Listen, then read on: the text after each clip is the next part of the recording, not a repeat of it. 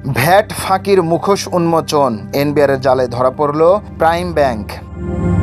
Remittance ব্যবস্থাপনায় উৎসে VAT না দিয়ে 5 বছরে 4,37,00,000 টাকার বেশি ফাঁকি দিয়েছে প্রাইম ব্যাংক, এমন প্রমাণ পেয়েছে জাতীয় রাজস্ব বোর্ড। তদন্তের ভিত্তিতে কারণ দর্শানোর নোটিশ জারি হলে বকেয়া ভ্যাট পরিশোধে রাজি হয়েছে ব্যাংকটি। তবে এখানেই শেষ নয়, ফাঁকির কারণে এখন বড় অঙ্কের সুদ ও জরিমানার বোঝা চাপছে তাদের ওপর। প্রবাসী আয়ের উপর কোনো কর নেই, তবে রেমিট্যান্স ব্যবস্থাপনার বিপরীতে ব্যাংককে নির্দিষ্ট হারে উৎসে ভ্যাট দিতে হয়। বেসরকারি খাতের প্রাইম ব্যাংক এই ভ্যাট বাবদ গত 5 বছরে 4,37,08,000 টাকা ফাঁকি দিয়েছে বলে প্রমাণ পেয়েছে জাতীয় রাজস্ব বোর্ড এনবিআর।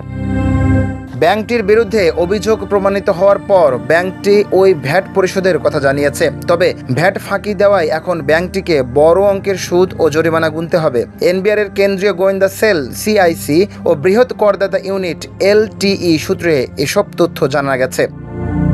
সংস্থাটি জানায়, প্রাইম ব্যাংক শুধু রেমিটেন্সই নয়, নিজেদের কেনাকাটা ও ব্যয়ের ক্ষেত্রেও ভ্যাট ফাঁকি দিয়েছে।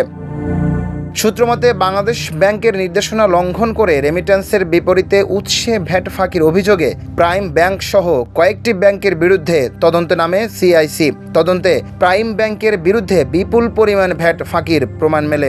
এরপর ভ্যাট আদায়ে 28 আগস্ট এলটিইতে প্রতিবেদন পাঠায় সিআইসি। সেই প্রতিবেদনের ভিত্তিতে এলটিইউ ব্যাংকটিকে কারণ দর্শানো নোটিশ জারি করে। এনবিআরের তদন্ত প্রতিবেদন অনুযায়ী 2017 সালের জানুয়ারি থেকে 2022 সালের জুন পর্যন্ত সময়ে 2 দফায় এই ভ্যাট ফাঁকি দেওয়া হয়েছে। এর মধ্যে 2017 সালের জানুয়ারি থেকে 2019 সালের জুন পর্যন্ত 1,76,57,000 টাকা এবং 2019 সালের জুলাই থেকে 2022 সালের জুন পর্যন্ত 2,60,50,000 টাকা অপরিশোধিত ছিল। বিশেষজ্ঞদের মতে আর্থিক খাতের বড় প্রতিষ্ঠানের এমন অনিয়ম শুধু রাজস্বই ক্ষতি নয়, পুরো ব্যবস্থার স্বচ্ছতাকেই প্রশ্নবিদ্ধ করে। ফলে প্রাইম ব্যাংকের ঘটনায় নজির স্থাপন করে কঠোর ব্যবস্থা নেওয়া হলে ভবিষ্যতে এ ধরনের ফাঁকি রোধে তা কার্যকর ভূমিকা রাখবে। নিউজ ডেস্ক, সোনালী নিউজ।